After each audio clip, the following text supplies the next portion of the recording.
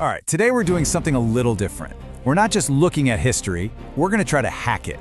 Think of this as an investigation into the very source code of our past. We're hunting for a hidden pattern, a recurring rhythm that might mean our timeline, well, it's a lot less random than we think. Let's access the data. You know, this whole investigation really boils down to this one simple question. We're taught that history is a story of chaos, right? It's just one random thing after another. But what if that's just the user interface?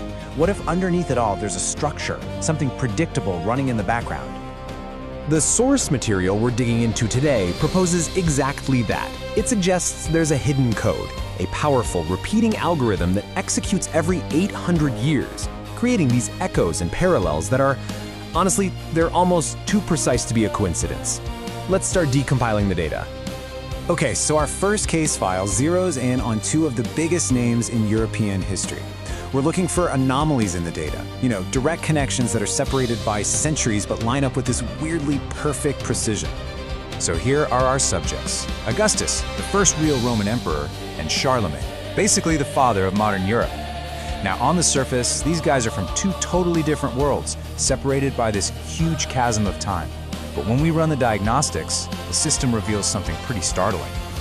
Get this, the raw data isn't vague at all. It's incredibly specific. Augustus dies in 14 AD, Charlemagne dies in 814 AD. That's an exact 800-year interval, a perfect echo. But look further. Octavian becomes a leader in Italy in 32 BC. Fast forward roughly 800 years, and in 768 AD, Charlemagne becomes king of the Franks. The pattern holds. The code just repeats. And the rabbit hole goes deeper. The source material suggests this cycle stretches even further, linking Julius Caesar to the Holy Roman Emperor Charles V over two 800-year cycles. Now here's the kicker. This might not be an accident. The sources hint that guys like Charlemagne and Charles V actually knew about these parallels. They were maybe even consciously modeling themselves on the past. So you have to ask, are these just echoes, or was history itself deliberately written like code?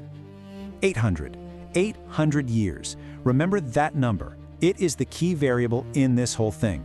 It's the interval that keeps popping up in the system logs. Okay, let's open our next case file and see if this pattern continues. So, if individuals can echo each other, can entire events? This next case file looks at massive conquests. We're searching for evidence of a repeating script, like a subroutine for the fall of great powers that seems to run on a very predictable schedule. This timeline lays out the loop perfectly. Around 1184 BC, the Greeks sacked Troy. About 800 years later, the Celts sacked the rising power of Rome. You wait another 800 years, and the Visigoths sack Rome again, basically killing the Western Empire. And then the code runs one more time. 800 years after that, the Franks conquer Constantinople, the new Rome. We're talking 4 foundational conquests, each one separated by that same 800-year interval. It's a pattern of destruction and replacement playing out like absolute clockwork. Now we're going to widen the search. I mean, if this algorithm is real, its effects wouldn't just be limited to emperors and battles, right? We should be able to find glitches, these weird anomalies, in geography, in politics, maybe even in biology itself. And what do you know? We find them. Take the Teutoburg Forest in Germany. In 9 AD, Roman legions were completely wiped out there. Fast forward about 800 years, and it's the dead center of Charlemagne's brutal Saxon wars. Another 800 years ticks by, and the Peace of Westphalia, which ended the 30 Years' War, is signed right nearby. The exact same location, a stage for pivotal conflicts, echoing right on schedule. The pattern shows up again in Spain and Portugal. Around 100 BC, Rome finishes its conquest of the peninsula. Then, 800 years later, the Visigoths take over and start issuing anti-Jewish edicts. And guess what happens 800 years after that? The Reconquista ends, and the Alhambra Edict expels Spain's Jews. The themes of conquest and expulsion, they just repeat, following that same 800-year rhythm. We see the code running in Eastern Europe too. There's this strange thread connecting the migration of the Goths, the arrival of the Swedish Varangians who founded the Rus, and then the Swedish invasions during the Second Northern War. We've got 3 major events, all involving Swedish peoples in the same region, all spaced out by our key number, 800 years. It seems like even the great invasions from the east followed the script. The Huns terrorize Europe until they're finally defeated around 451 AD. You wait 800 years, and the Mongols unleash an even bigger wave of conquest around 1241 AD. 2 nomadic empires erupting from the same part of the world, having a similar impact on history, and separated by that now very familiar interval. And maybe the most chilling example of all, the pattern seems to appear in our biology.